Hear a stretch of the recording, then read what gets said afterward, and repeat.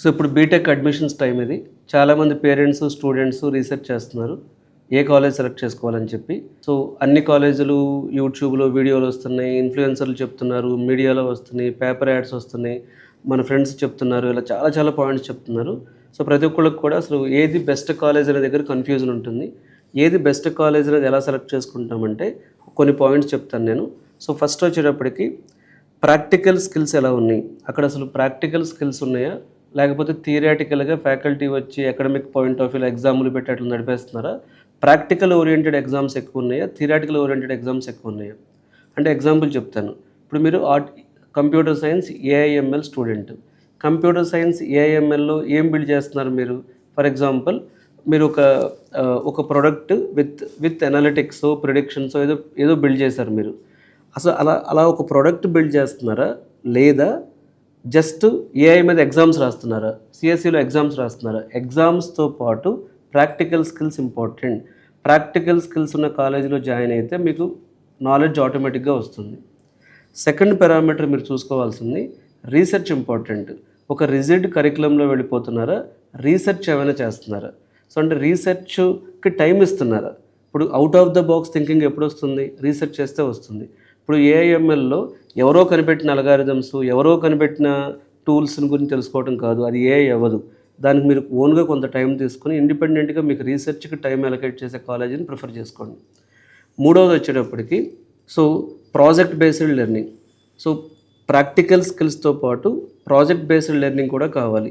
అంటే ఇప్పుడు మన ఇంటర్న్షిప్స్ అని చెప్పి అవి కాపీ పేస్ట్ మోడల్లో ఎక్కడో కొనుక్కురావడం కాకుండా రియలిస్టిక్గా కొన్ని ప్రాజెక్ట్స్ మీ ఓన్గా బిల్డ్ చేయడానికి ట్రై చేస్తే అది టైం పట్టవచ్చు. సో ప్రాక్టికల్ స్కిల్స్ ఉండాలి, రీసెర్చ్ ఉండాలి, ప్రాజెక్ట్ బేస్డ్ లెర్నింగ్ ఉండాలి. ఫోర్త్ వన్ అది డీప్ టెక్ అయి ఉండాలి. డీప్ టెక్ అంటే అవుట్డేటెడ్ సిలబస్ కాకుండా ఇప్పుడు AI with cyber security, AI with block chain ఇలా కొంచెం డీప్ టెక్నాలజీ మీద ప్రాజెక్ట్స్ అయి ఉంటే బాగుంటుంది. సో ఈ 4 పాయింట్స్ మీరు ఫాలో అయితే ఆటోమేటిక్గా మీకు నాలెడ్జ్ వస్తుంది, కాన్ఫిడెన్స్ వస్తుంది, ప్లేస్మెంట్ వస్తుంది.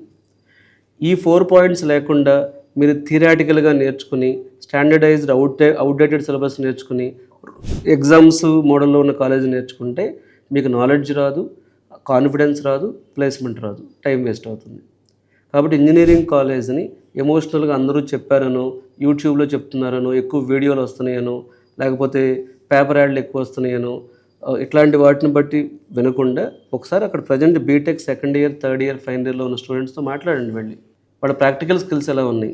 సో మీరు జాయిన్ అయ్యే కాలేజ్లో స్టూడెంట్ మాట్లాడకుండా యూట్యూబ్లోనో ఇంకోటి చూసి ఫాలో అవ్వడం కరెక్ట్ కాదు. అక్కడ ప్రజెంట్ జాయిన్ అయ్యే స్టూడెంట్ బీటెక్ సెకండ్ ఇయర్ స్టూడెంట్తో ఎంక్వైరీ చేసుకోండి. సో ఈ పారామీటర్స్ని మీరు జాగ్రత్తగా చూసుకుంటే మీరు మంచి కాలేజీని సెలెక్ట్ చేసుకునే ఛాన్స్ పెరుగుతుంది. ఏ ఇంజనీరింగ్ కాలేజ్కి వెళ్ళాలి అనే కన్ఫ్యూజన్ ఇంకా మీకుంటే, ఏ బ్రాంచ్ తీసుకోవాలనే కన్ఫ్యూజన్ మీకుంటే సో ఈ వీడియోలో డిస్క్రిప్షన్లో వచ్చిన నెంబర్కి కాల్ చేసి నా అపాయింట్మెంట్ తీసుకోవచ్చు. సో మేము ప్రతిరోజు ఫ్రీ కెరీర్ గైడెన్స్ కండక్ట్ చేస్తున్నాం. సో అసలు ఏ కాలేజ్ వాళ్ళకి సెట్ అవుతుంది ఒకసారి స్టూడెంట్తో మాట్లాడి ఏ కాలేజ్ సెట్ అవుతుంది అనే దాని మీద వాళ్ళకి గైడెన్స్ ఇవ్వడం జరుగుతుంది. సో మీరు హైదరాబాద్ వచ్చి అమీర్పేటలో మా ఆఫీస్లో ఫ్రీ కెరీర్ గైడెన్స్ తీసుకుని దాని తర్వాత కూడా కాలేజ్ సెలెక్ట్ చేసుకోవడం అనేది మీకు ఈజీ అవ్వచ్చు. ఏది బెస్ట్ కాలేజ్ సెలెక్ట్ చేసుకునేటప్పుడు చాలామంది ఏం చూస్తారంటే ప్లేస్మెంట్స్ ఎలా ఉన్నాయి, హైయెస్ట్ ప్యాకేజ్ ఎంత వచ్చింది, ఏ కంపెనీస్ హైర్ చేస్తున్నాయి, ఎంఎన్సీసా కాదా, ఇవి చూస్తారు. దీంతో పాటు చూడాల్సిన ఇంకొక పాయింట్ ఉంది. IT companies 2 types: product based companies, service based companies. TCS, Capgemini, Infosys, Wipro ఇవంతా service based companies. Service based కంపెనీస్లో జనరల్గా ప్యాకేజెస్ అనేవి తక్కువ ఆఫర్ చేస్తారు. ప్రొడక్ట్ బేస్డ్ కంపెనీస్లో ప్యాకేజెస్ చాలా ఎక్కువ ఉంటాయి. Example Google, Microsoft, Amazon, Oracle, Flipkart ఇలాంటి కంపెనీస్ వస్తే ఏమవుతుందంటే ప్యాకేజెస్ ఎక్కువ ఇస్తారు, ఫ్యూచర్ కూడా బాగుంటుంది. ఈ కంపెనీస్లో గ్రోత్ చాలా బాగుంటుంది.